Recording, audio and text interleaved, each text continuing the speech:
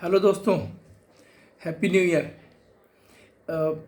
इस साल स्वस्थ रहने के लिए और तरक्की करने के लिए कुछ बातों को मैं यहाँ पर रिपीट कर रहा हूँ, क्योंकि पिछले साल भी हमने पढ़ा था, सीखा था, अपने अनुभवों से भी जाना इन चीज़ों को। तो फिर से रिपीट कर रहा हूँ क्योंकि आज इस साल का पहला दिन है। सबसे पहली चीज़ कि अगर आपको स्वस्थ रहना है तो जो स्वास्थ्य है वो यहाँ से चालू होता है, इस जगह से। तो अगर आप मन में सबके प्रति प्यार का भाव रखेंगे, सबके स्वास्थ्य की कामना करेंगे, खुश रहेंगे, स्ट्रेस नहीं लेंगे।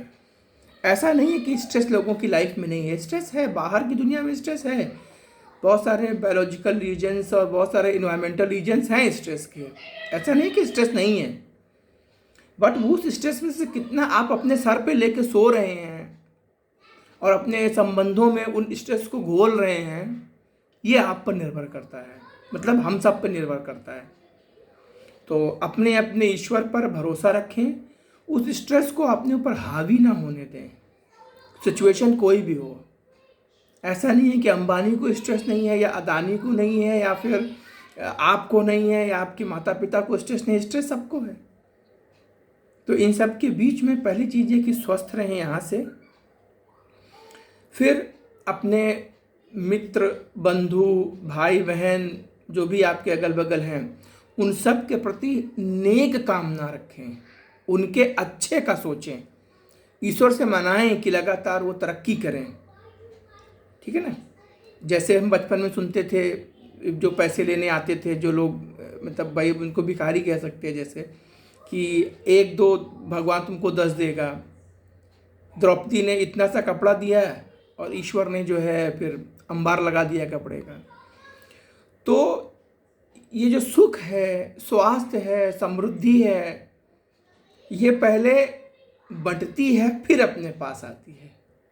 तो उसी तरह से पहले अपने प्रियजनों के उत्तम स्वास्थ्य की कामना करें। रेगुलर जब पूजा पाठ करें या नमाज करें, प्रार्थना करें, तो पहले अपने परिवार के, मित्रों के, इन सब लोगों के उत्तम स्वास्थ्य की कामना करें कि भगवान करे सब स्वस्थ रहें। क्योंकि जब स्वस्थ रहेंगे, प्रसन्न रहेंगे, पैसे से फले फूले रहेंगे तो आपके पास नहीं आएंगे, आपको तकलीफ नहीं देंगे, तो अब आपका फ़ायदा ही फ़ायदा है कि नहीं। अगर आपके अगल बगल लोग स्वस्थ हैं और पैसे से माला माल हैं तो अच्छा ही है, फिर आपको कोई ट्रबल नहीं देगा, आप खुश रहोगे, है ना। तो ये इनडायरेक्टली से आपको ही आने वाला है ये। और जब आप लोगों के लिए उत्तम स्वास्थ्य की कामना करते हैं, उनके अच्छे भविष्य की कामना करते हैं, तो वो जो सोच होती है वो यहाँ पर वो सोच तो हमारे मन में पैदा हुई ना। तो जो सोच हमारे मन में पैदा होती है लगातार, वो हमारे अगल बगल में परिलक्षित होती है ना? जो विचार होते हैं वो जीवंत होते हैं, फिर वो एक दिन वो सजग होते हैं, फिर परिलक्षित होते हैं जिंदगी में हमारे। तो अगर हम सबके स्वास्थ्य की कामना लगातार करेंगे, सबके उत्तम भविष्य की कामना करते रहेंगे लगातार, तो क्या होगा कि वो सोच हमारे अगल बगल में रहेगी। फिर वो सोच परिलक्षित होगी, जीवंत होगी। कहाँ होगी? हमारे घर में होगी। ओके। तो अगर आपको अच्छा स्वास्थ्य, अच्छे संबंध, अपनी पति पत्नी, भाई बहनों से अच्छे संबंध आकर्षित करने हैं, तो आपको दूसरों के प्रति यह कामना भेजनी पड़ेगी। कामना भेजते रहिए, शुभ कामनाएं भेजते रहिए इस चीज़ की। वही कामनाएं वापस आएंगी आपके पास में। जितनी ज़्यादा कामनाएं भेजेंगे उतनी ज़्यादा कामनाएं आएंगी।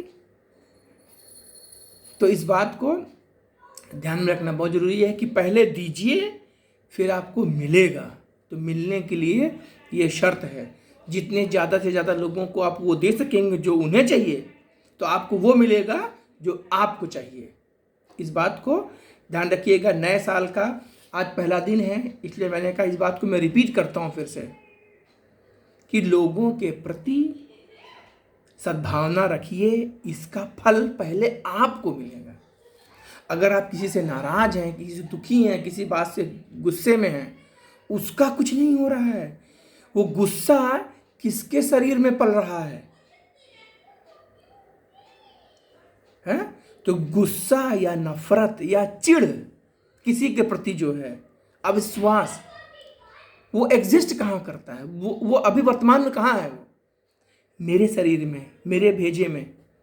तो जहर तो मेरे शरीर में बैठा हुआ है, तो मुझे नहीं शरीर की तकलीफें होंगी तो क्या सामने वाले को होंगी? तो तकलीफें मुझे इसलिए हैं क्योंकि मैं उन चीज़ों को पाल के बैठा हूँ, इसलिए मुझे होंगी वो। तो अगर आपको इन चीज़ों से बचना है तो इन चीज़ों को दूर करिए। ये सब किसी के प्रति नाराजगी है, जो कुछ भी, सब हटाइए, इसको मत रखिए अपने सर में। जीवन किस क्षण खत्म हो जाएगा हमको नहीं मालूम है, इसलिए किसी के प्रति भी गुस्सा बहुत दिन तक मत रखिए।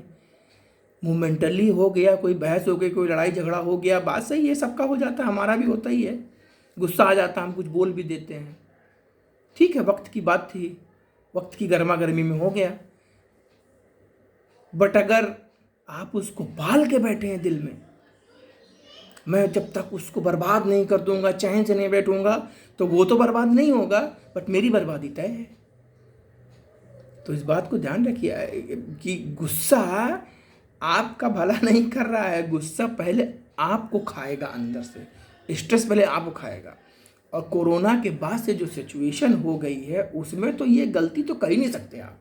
किसी के प्रति नाराज़गी भी है तो चूल्हे भाड़ में जाने दीजिए उस नाराज़गी को, अपना काम करिए, खुश रहिए, कुछ क्रियात्मक काम करिए, रचनात्मक कार्य करते रहिए, कुछ क्रिएट करने की कोशिश करिए, दिन भर में प्लान करिए, कुछ क्रिएट करिए, अच्छा सोच, अच्छा खाना, अच्छा प्रोसेस, अच्छा कोई काम हो जो आप क्रिएट करते हैं।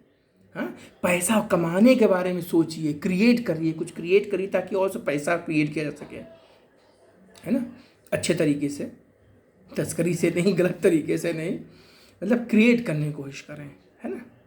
तो जब आप क्रिएट करेंगे तो रचनात्मक ऊर्जा जो होती है वो बहुत अच्छी होती है, वो पॉजिटिव होती है, रचनात्मक होती है, तो पूरे शरीर में दौड़ती है, तो शरीर के रोग दोषों को भी निवारण करती है। चलते चलते आपको लास्ट में एक बात और बता देता हूँ मैं कि उत्तरकांड का, रामचरितमानस के उत्तरकांड का दोहा नंबर 121, 22, 23, 24, 25 याद रखिएगा, 121, 22, 23, 24, 25।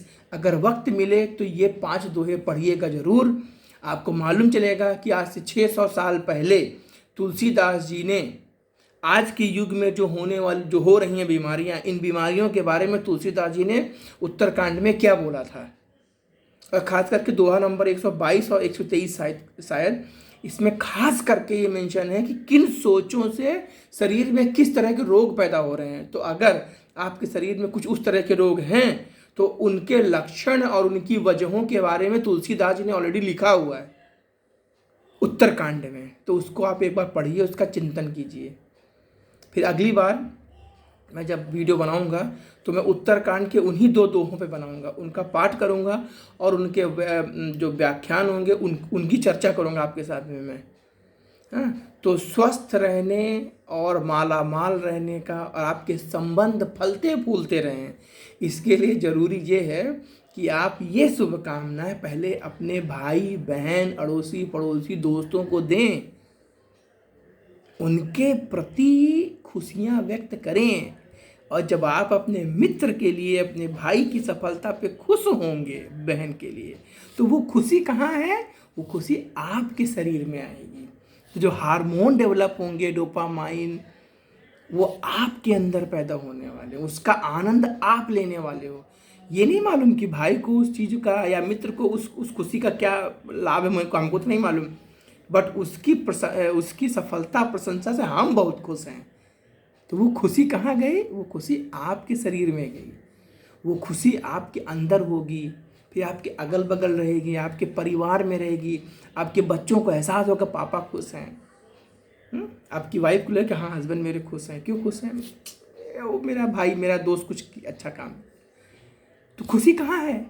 जीता वो खुशी आप मना रहे हो यहाँ पे। तो खुशियाँ ऐसे आती हैं, भाग भाग के उसके पीछे पीछे जाके खुशियाँ नहीं आती, खुशियाँ ऐसे आती हैं। ऐसे ही लोगों को आप जो है दुआएं दीजिए, खुशियाँ उनको दीजिए और खुशियाँ अपने लिए भी कमाइए। चलिए मिलते हैं फिर जल्दी, मैं अगला वीडियो बनाऊंगा, फिर मिलता हूँ दोबारा।